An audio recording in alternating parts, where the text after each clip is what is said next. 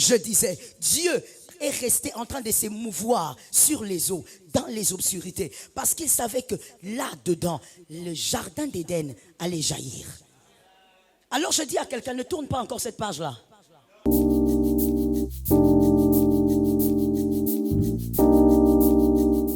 Ta foi crée la promptitude au miracle. Est-ce que quelqu'un m'entend? C'est par ta foi que le miracle commence à courir. Lorsqu'on commence à voir des gens à côté, s'appuyer sur les gens, tu sais, moi ça ne va pas, tu sais, ma vie, tu sais, depuis que l'année a commencé, tu es en train de ralentir ton miracle. Au fait, tu es en train de donner. Ton miracle va souffrir de la maladie.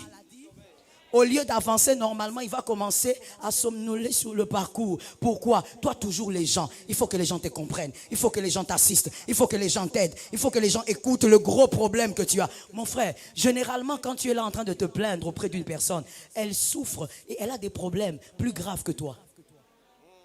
Mais seulement, elle a compris une chose. Elle n'est pas obligée d'en parler partout.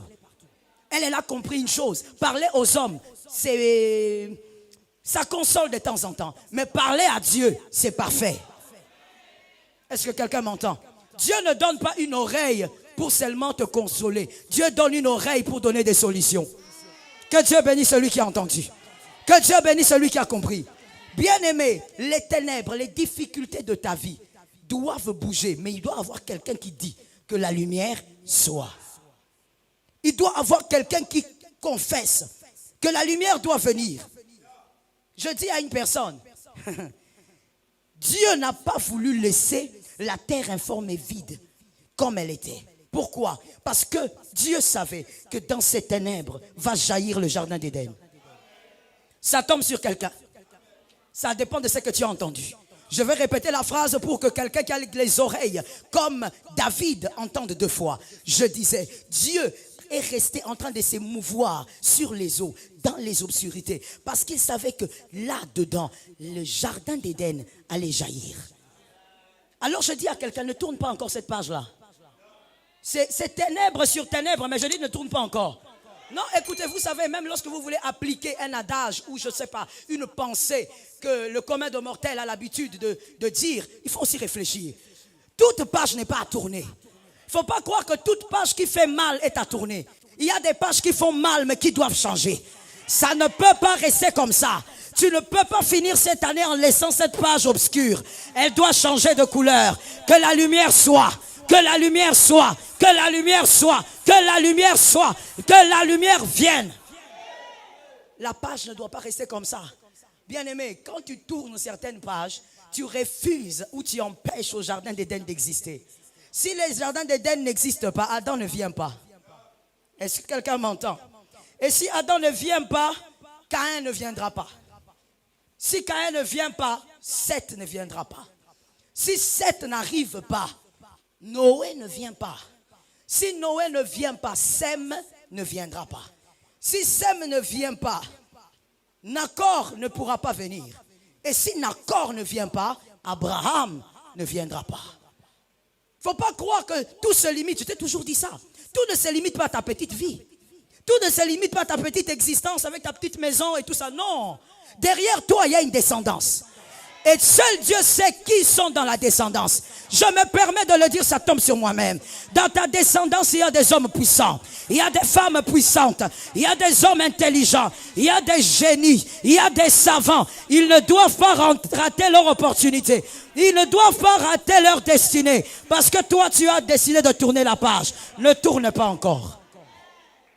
Ça doit changer. Que la lumière soit. Ça fait mal, mais ça doit changer. Vous savez, il y a des douleurs qu'il faut regarder en face. Il y a des douleurs à qui il ne faut pas tourner le dos. Non. Il y a des douleurs qu'il faut regarder en face. Il y a des gens qui disent, non, quand moi, si j'affronte cette difficulté, ça me rappelle beaucoup de choses. Je ne supporte pas. Mon frère, chaque chose a son temps. Est-ce que je peux libérer une sagesse? Je peux libérer une sagesse. Je vais te dire, d'ailleurs, pour certains cas, je dis bien, lorsque tu dis, je ne veux pas regarder cette difficulté en face, ça me rappelle des mauvais souvenirs, en tout cas, je n'en peux plus. Mon frère, c'est parce que tu ne connais pas les enjeux.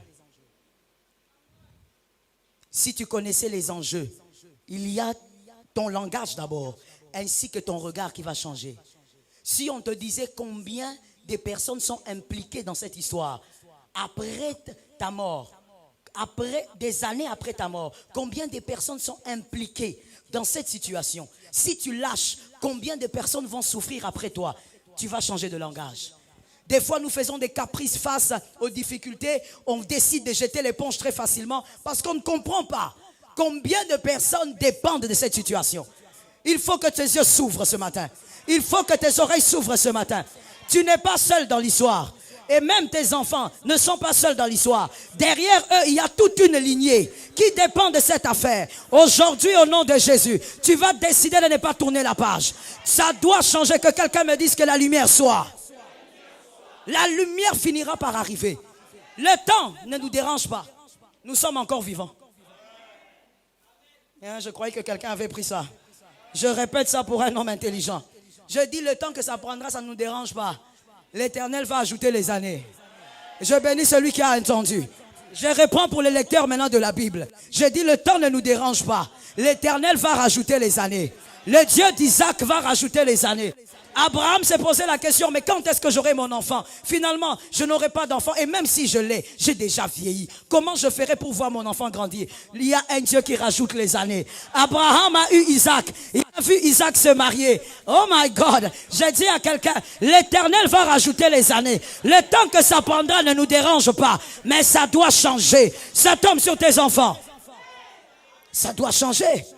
Mon frère, est-ce que je peux parler? Arrête d'être trouillard. Arrête d'être peureux. Arrête d'être toujours là en train de reculer. Non, je ne peux pas. Non, je sens que... Non, mon frère, affronte. Si tu n'affrontes pas, c'est ton fils qui va subir. Tu veux que ton fils subisse? Et je te rappelle quelque chose que je t'ai déjà enseigné. C'est-à-dire le même principe se passe dans le monde spirituel, divin et diabolique. Tout ce que tu laisses s'amplifie. La chose les ténèbres que tu subis aujourd'hui vont s'amplifier dans la vie de ton fils, dans la vie de ta fille. Ça va s'amplifier. Ce que tu trouves grave aujourd'hui, ton fils va trouver ça triplement grave. Alors je dis à quelqu'un, tu termines ça. Ne tourne pas la page. Arrête de prendre les décisions des lâcheurs, les décisions des faiblards. Arrête ça. Non, je ne suis pas le premier à lâcher, je suis fatigué, j'abandonne. Mon frère, on n'abandonne pas tout. Il y a des choses qu'on n'abandonne pas dans la vie. Je parle ou je laisse. Je ne sens pas la foi. Est-ce que je parle ou je laisse? Tu as envie de manger, mon frère, tu peux abandonner.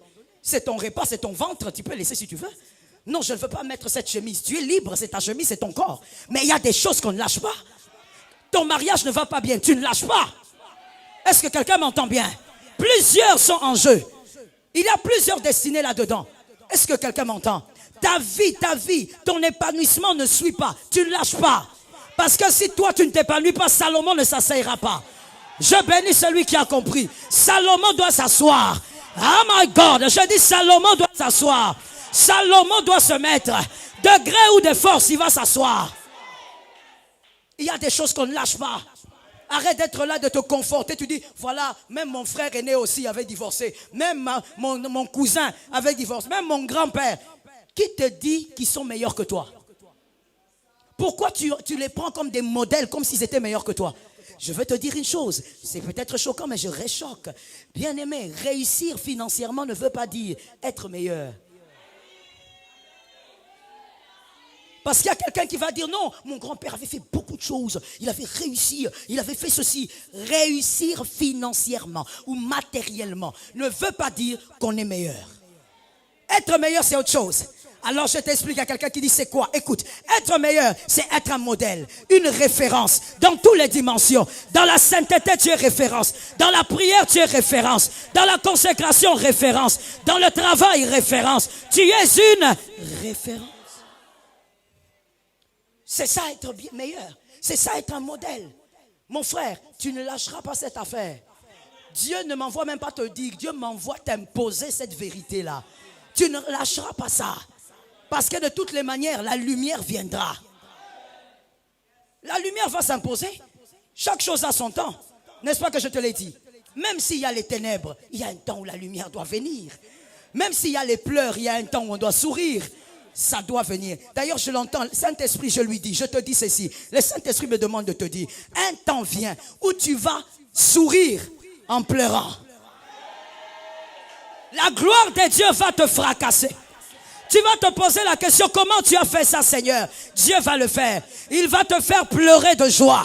Il va te faire pleurer de célébration. Mais je dis à quelqu'un, il y a une seule condition.